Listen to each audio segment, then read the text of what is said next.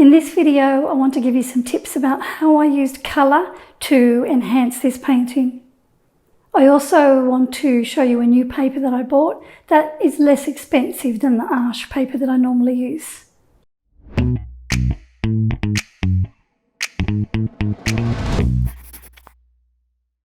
The painting I'll show you today was painted on Arches paper, but before I did this one, I did a practice painting. And this one I painted on Hong paper. I'm sorry, I'm sure I'm not pronouncing that correctly. This paper is called Master's Choice. It's made in China and it's 100% cotton. This is cold pressed paper that I worked on, and it has a really interesting texture. I bought this block of cold pressed paper to try out and I was quite pleased with it. My washes went on evenly, which is really important. And there were no patchy areas that bothered me after the paint had dried. I found that the colours stayed bright and beautiful, and when I worked wet on wet, the paint moved well over the paper and it gave me those beautiful soft spidery edges. I found it easy to paint in fine lines and details. I found the water doesn't sink in too fast, so there's plenty of time to do what you've got to do on the wet paper. I was able to layer the paint easily. I tend to put quite a few layers in dark areas, and it handled the paint quite well when I layered. I could remove highlights easily after the paint had dried. It reminded me of Fabriano Artistico paper. I find I can remove highlights easily on Fabriano paper as well. Overall, I was quite happy with it. Because I'm happy with it, I bought a second block of it.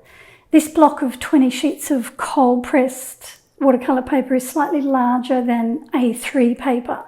It cost me $87.95. If I compare that to Arches paper that I use all the time, a block of A3, 20 sheets, will cost me $160. So it's quite a bit cheaper. It won't replace Arches paper for me. I'll keep using Arches paper for my finished paintings, but I'll use this paper for my practice paintings. Okay, now I want to move on to this fish painting. But before I do, I need to thank Skillshare for sponsoring this video. Skillshare is an online learning community where you can get inspired and learn new skills. I joined Skillshare about 7 years ago, and I've been learning from the classes on there since then. I love this fabulous class by Carly Kuhn called Start Drawing, Freeing Exercises to Spark Your Creativity. In this class, Carly guides you through 3 simple line drawing exercises to help you loosen up and get creative. The exercises remind me of the quick exercises our teacher used to get us to do years ago when I took life drawing classes. So if you're wanting to learn more about drawing, this is a great class to start with. If you have a specific skill that you're trying to learn, then Skillshare is the perfect place to start. You'll find classes on painting in watercolour. There are drawing and illustration classes, like I mentioned. There are photography classes, self-help classes, and even gardening classes. All you have to do is type in what you're searching for, and you'll find hundreds of different classes on that topic. New premium classes are launched each week, so there's always something new to discover. And the entire catalogue of classes is now available with subtitles in French, Spanish, Portuguese and German. If you'd like to explore Skillshare and have a look at their library of classes for free, the first 1,000 people to click the link in the description will get a 1-month free trial of Skillshare, so you can start exploring your creativity today. Okay, back to this fish. Here is the reference photo that I downloaded from Unsplash website. It was taken by Worachat Sodsri. Sorry if I'm mispronouncing that. I painted the fish on the left, but I changed the colours on my painting. I chose a complementary colour scheme of orange and blue to add some liveliness to the painting. That's my first tip. Think about the colours that you're using. They don't have to match whatever it is you're painting. You can change the colours to create more impact or to create a particular mood. When I painted this practice painting, I painted all of the fins in the same colour value, the way I saw it on the reference photo. When I painted my second painting, I decided to lighten the colour of the fins that were behind the others. I thought that doing that would create more contrast and also more depth. That's my second tip. If you're working from a reference photo, think about how you can change the value of different areas. The things that are further away can be painted lighter in value to create some distance. You don't have to paint everything exactly as you see it. Even though the fins on the fish are close together, there are two fins that are sitting behind the other fins. So that's why I decided to paint them in lighter. My third tip is to not paint everything that you see. The body of the fish is covered in scales. You don't need to paint all those scales. I painted the scales around the head because I wanted to draw the viewer's eye there. If I had painted all the scales in along the body, there would have been nowhere for the eye to rest and it might have made it too busy to look at. And my fourth tip now. When I painted this painting, I used a complementary colour scheme. And when you use a complementary colour scheme, it's a good idea to let one of the colours dominate. Here I've let the warm colour dominate. I chose an orange background because the tail was orange and I wanted to fade away those lighter fins into the background. I could have painted a neutral grey on the background and that would have made the orange and the red really stand out, but I chose to paint an orange background, the same colour as the fins and the tail. Although I have used some bold colours on the fins, I wanted the focus to be on the head of the fish rather than the fins. The paper, as I said earlier, is Arches cold pressed watercolour paper, and the paints I used were Winsor & Newton watercolour paints. I painted in the background first with a mix of transparent yellow and Winsor red. Those two colours gave me a beautiful, vibrant orange colour. I wet the paper with water and I avoided the body of the fish. And I painted on the orange mixture. I held my painting up off the table to make the paint flow down to the bottom of the paper. Here I've got a bit of Winsor red that I'm dropping in there. The paint went over the top of the fins as well as the background. Then when it started to dry, I dropped in some water droplets to create some blooms that would help to add interest to the background. I have a video just devoted to watercolour blooms if you're interested. When it was dry, I mixed some cobalt turquoise light with a small amount of permanent magenta, and I painted in the body of the fish. I didn't want the colour to be too dark at this early stage because I knew that I had work to do over the top of it. I left the body to dry and I started painting in the tail. I'm working on wet paper here with some of the orange that I used for the background. When I paint this layer on, I'm conscious of leaving some of the background colour showing. The background colour will then become the lightest areas on the tail. And I try to use confident brush strokes with movement. I want some movement in the tail. Now I need to start adding some deeper colour. Switching to my little number 2 brush and red on its own. Now I want some beautiful rich colour here. The paper's still wet, the paint hasn't dried. Sweep it up, nice big confident strokes.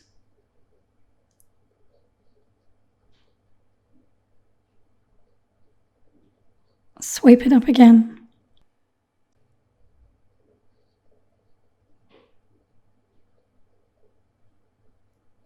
sweep it up. And as I said, I try to leave some of the lighter colours showing. Just picked up a bit more of the red paint. Sweep it up.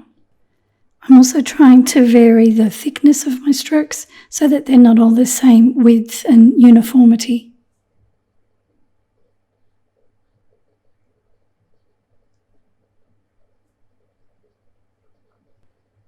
I want some really dark pigment this time, so I wipe my brush on the palette itself where the paint is squirted out, and I drop that on there while it's wet.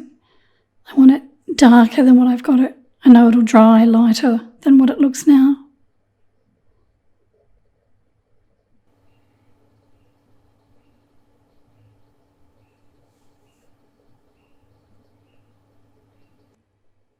This fin here is sitting behind the other fins, so I decided to paint this one lighter than it is on the reference photo, which will make it look like it's a little bit further back.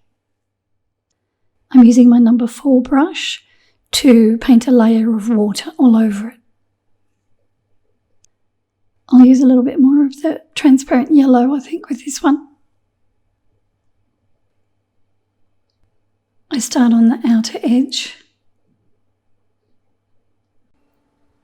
I painted the edges in, and then I started to pull that paint towards the body of the fish.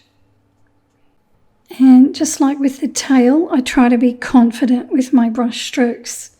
Pull them in towards the body confidently, and I try to create some movement with the paint. And you can see I'm also leaving some of the background wash showing through. I'm not completely covering it with this new layer. I did the same thing with this fin here, and now I'm using my eradicator brush on it. I thought I'd take a few highlights off with this brush. The paint is dry, the brush is wet. I gently rub at the surface and then I used a paper towel to take the paint away. That creates a few little highlights here and there. This fin here is in front of the other fins that surround it, so I'm painting this a bolder colour. I started by using the orange mixture and now I'm painting red over the top. And that's on wet paper as well. And again here, big, bold strokes with movement to try and get those fins looking like they're floating in the water.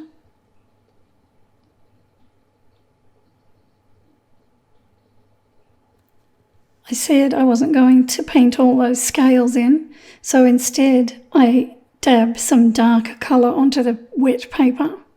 So here I've got a mixture of cobalt turquoise and permanent magenta. It's quite dark, and I'm working on the wet paper. So instead of painting all the scales all the way up the body, I'm just going to dab the paint onto the wet surface to create some texture. Here you can see me dabbing my brush to the surface of the paper. And then while it was still wet, I came back with some more magenta, this time on its own, nothing mixed with it, and I darkened that area near the scales. Here's where I wanted to draw the viewer's eye, so that's why I've put that bright, bold colour there.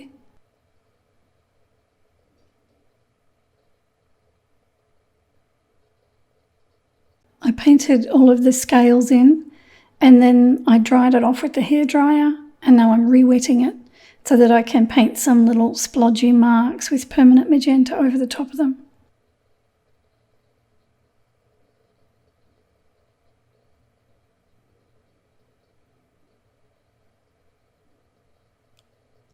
Towards the end of the painting, I increased the colour anywhere I needed to by layering some more paint over the top. Here I'm using some permanent magenta on the edges of the tail. The paper's wet here.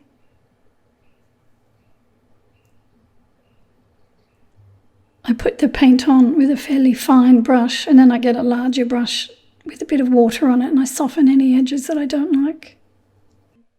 Here I'm wetting the top of the head with some water, and I'm going to paint some cobalt turquoise light straight on there on the wet paper.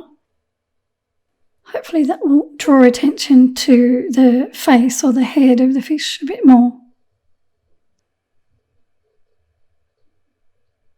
Spreading the paint out now. A little bit more water here. And the cobalt turquoise light again. Now I want to show you how I corrected an area that I didn't particularly like.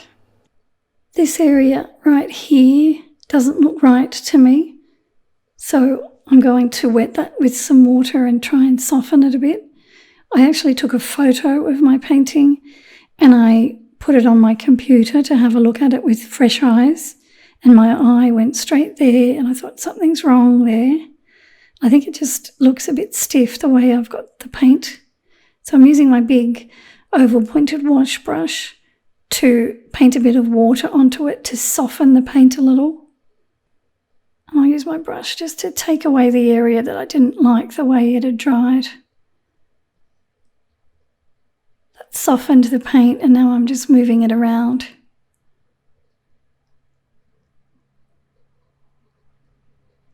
I have to be careful when I do this that I don't make a mess. Here I've got a bit of the orange mixture.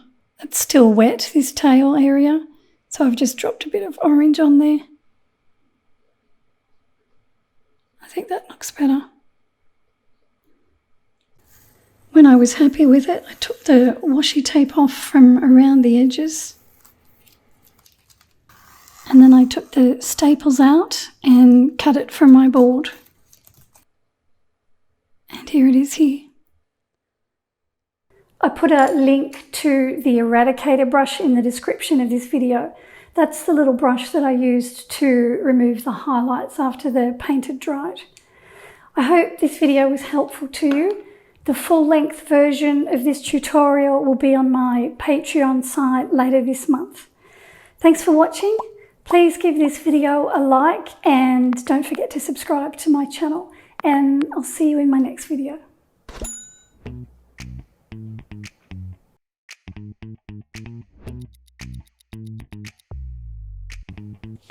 I bought this, excuse me,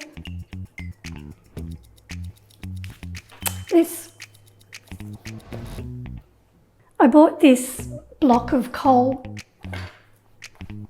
Did you see it?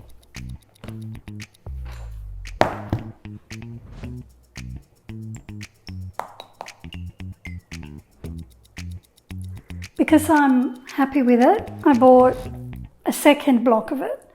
This block, oh look, I can see my light. Oh, look at that.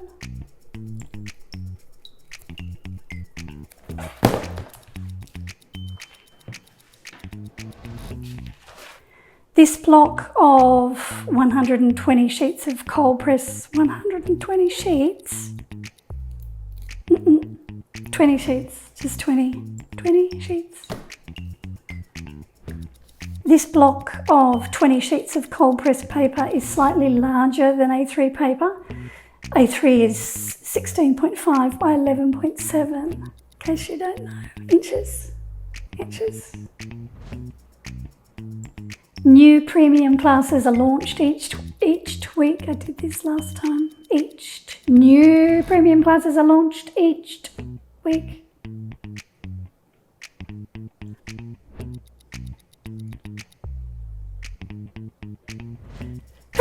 Oh, again.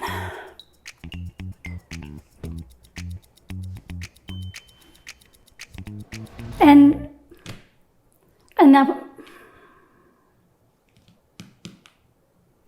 now for my fourth tip. I used a compliment